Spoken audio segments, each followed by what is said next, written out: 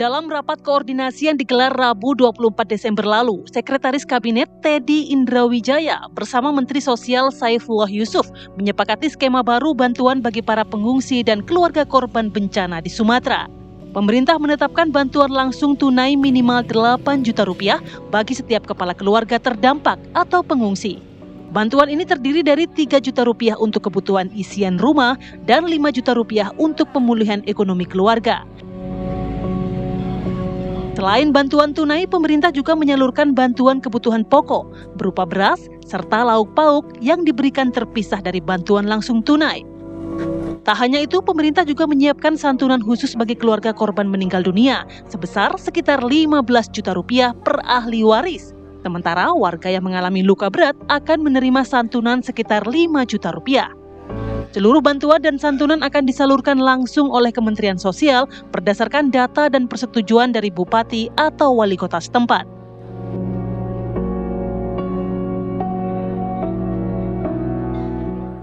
Oke. Ya, pemirsa, berikut hasil kesepakatan dari Sekretaris Kabinet Teddy Indrawijaya mengenai bantuan sosial untuk masyarakat serta warga terdampak bencana di Sumatera. Jadi ini sudah disepakati antara Sekretaris Kabinet Teddy Indrawijaya bersama dengan Menteri Sosial Saifullah Yusuf di kantor Seskap. Jadi beberapa hal diantaranya mengenai bantuan langsung tunai, BLT reguler senilai Rp200.000 per bulan, BLT Kesra Rp900.000 untuk 3 bulan dengan penerima total 35 juta kepala keluarga atau 120 juta jiwa. Bantuan korban bencana di Sumatera senilai 8 juta rupiah dibagi untuk setiap kakak terdampak, yaitu untuk isian rumah 3 juta rupiah dan pemulihan ekonomi hingga 5 juta rupiah, beras 10 kg per bulan, serta uang lauk pauk 300 hingga 450 ribu rupiah per bulan. Selain itu ada pembangunan hunian sementara dan tetap, bantuan uang selama menunggu hunian senilai Rp600.000, santunan korban jiwa 15 juta rupiah, serta santunan korban luka berat 5 juta rupiah. Seluruh dana bansos ini akan dibagikan langsung oleh Kemensos berdasarkan dengan data dan persetujuan kepala daerah setempat.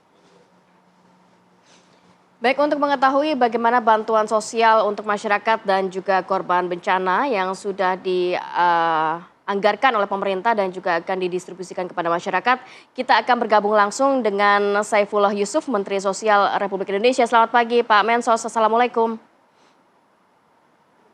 Selamat pagi, Assalamualaikum warahmatullahi wabarakatuh, Mbak Rati dan Mas Reza. Ya, Pak Mensos, tadi kita sudah memperlihatkan kepada pemirsa secara detail nantinya pos-pos dari bantuan yang diberikan kepada pemerintah sejauh ini. Seperti apa nantinya Pak pendistribusian, kemudian juga 35 atau 120 juta jiwa yang terdampak yang nantinya akan diberikan bantuan ya Pak?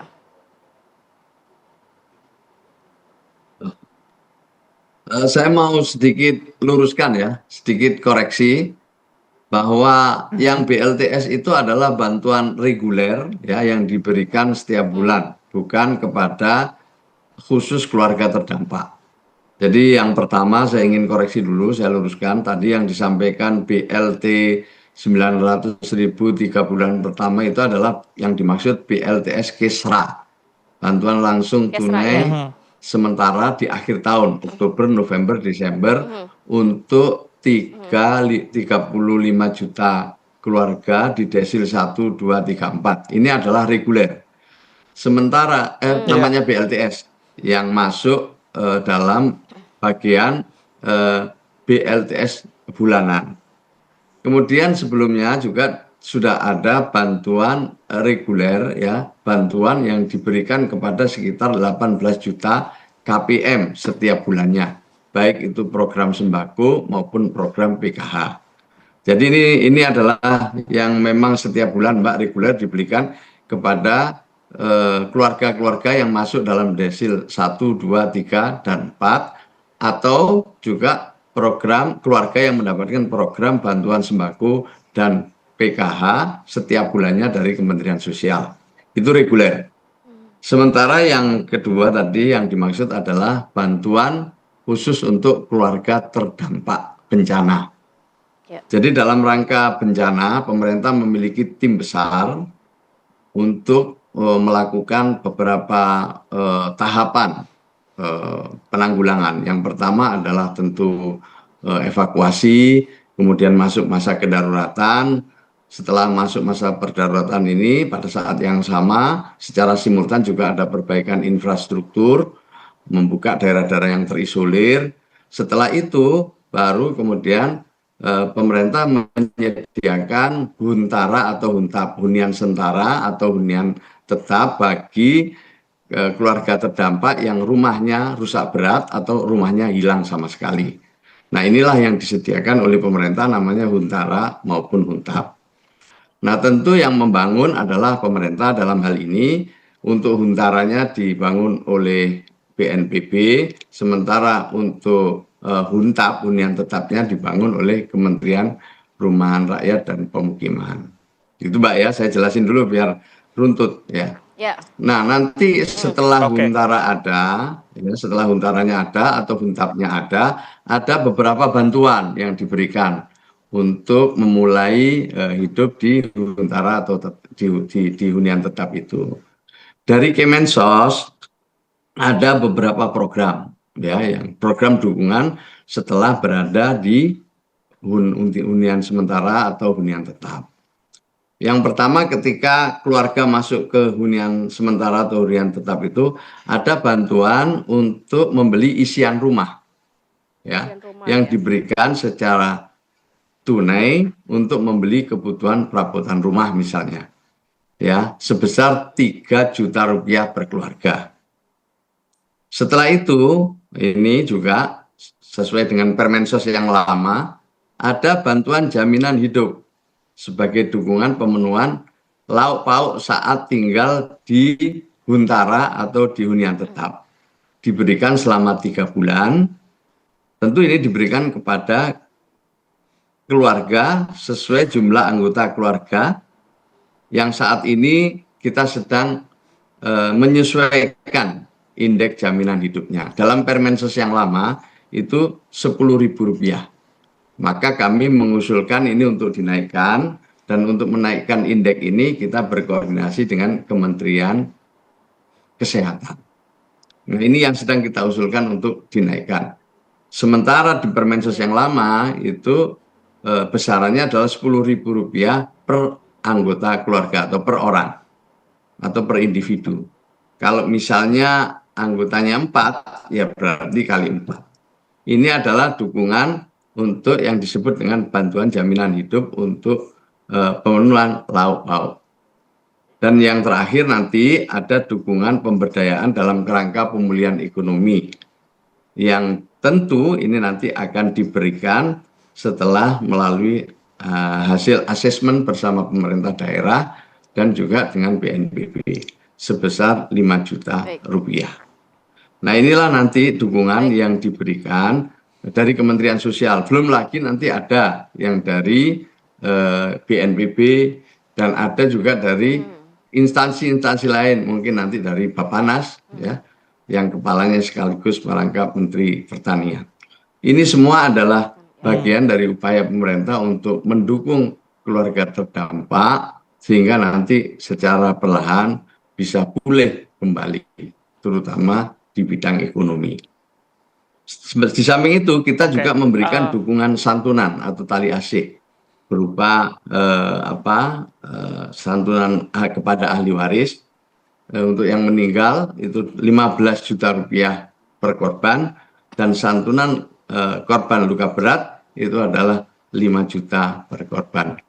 Jadi ini informasi yang bisa saya berikan. Syukur kalau kemudian ini nanti bisa ditampilkan di layar, saya tentu bisa lebih bisa dilihat dengan baik itu supaya tidak ada salah tafsir. Terima kasih, Pak. Oke, baik, Pak Menteri. Ini tadi sudah dirincikan begitu ya, sudah direvisi juga apa yang kami tampilkan datanya. Tapi mulai kapan akan diberikan, Pak? Dan Sampai kapan ya bagaimana mungkin sampai ya? kapan begitu ya? Kan tadi ada uang untuk menunggu proses pembangunan hunian sementara dan hunian tetap begitu. Itu akan diberikannya sampai kapan?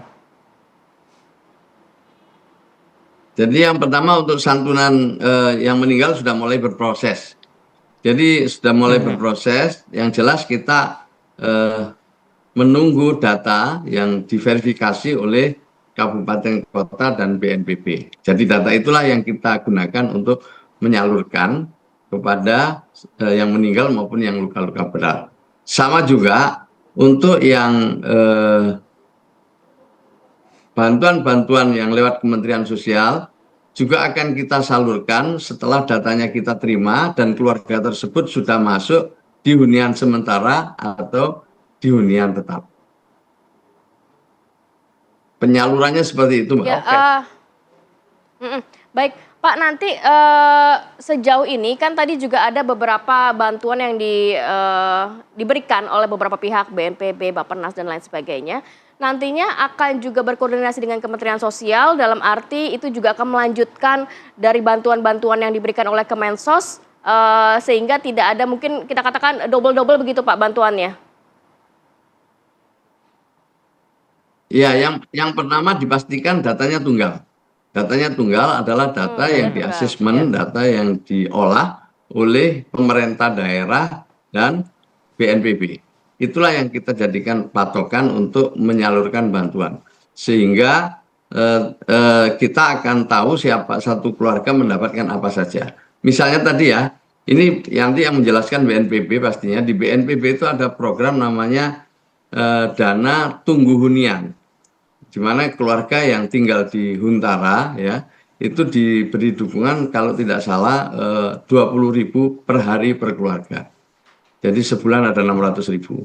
Jadi kita tahu bahwa keluarga ini sudah dapat dana hunian sementara, dana tunggu hunian sementara, juga dapat isian rumah, nanti mungkin dapat dukungan lauk pauk, mungkin juga dapat dukungan pemberdayaan ekonomi.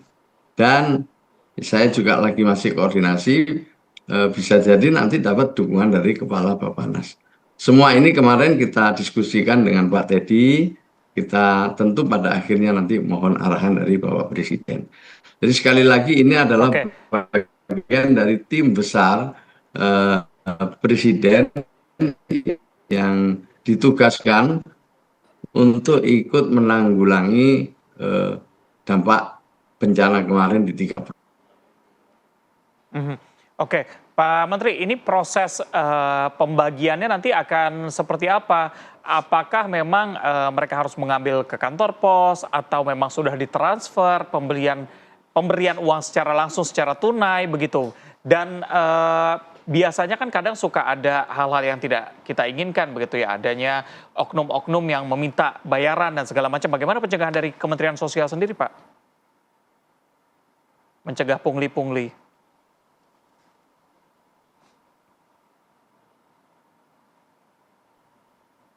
Pak Menteri.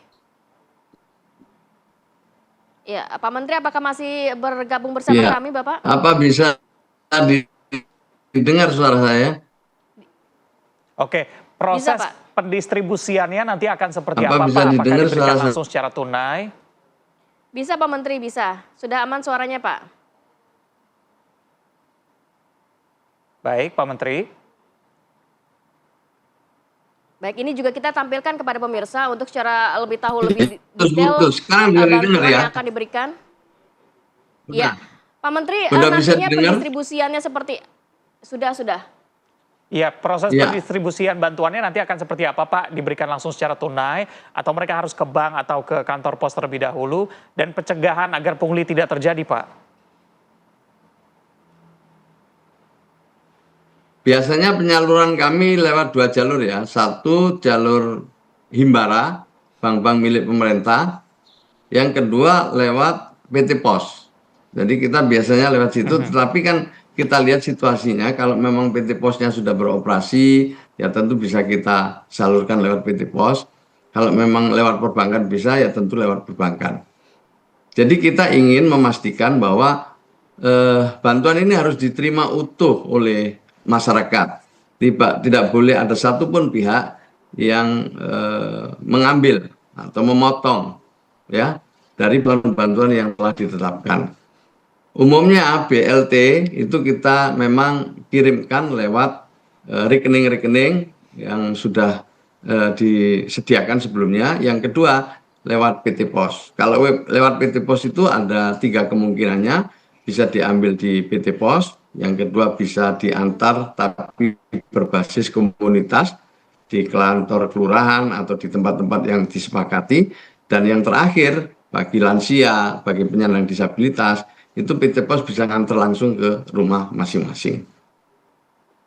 Baik, mudah-mudahan penyaluran bantuan ini dapat berlangsung dengan lancar dan semua pihak yang ditargetkan untuk dapat bantuan ini dapat benar-benar merasakan ya Pak bantuannya ya.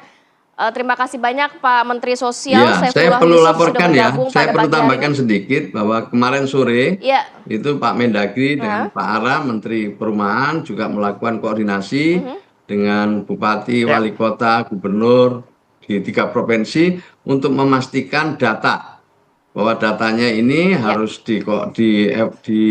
disajikan dengan benar, akurat, dan ditandatangani oleh Bupati Wali Kota dan dikoordinasikan dengan BNPB, ya, baik itu data perumahan sementara, Huntap, maupun tentu dengan selanjutnya bantuan-bantuan yang bisa diberikan kepada keluarga yang terdampak.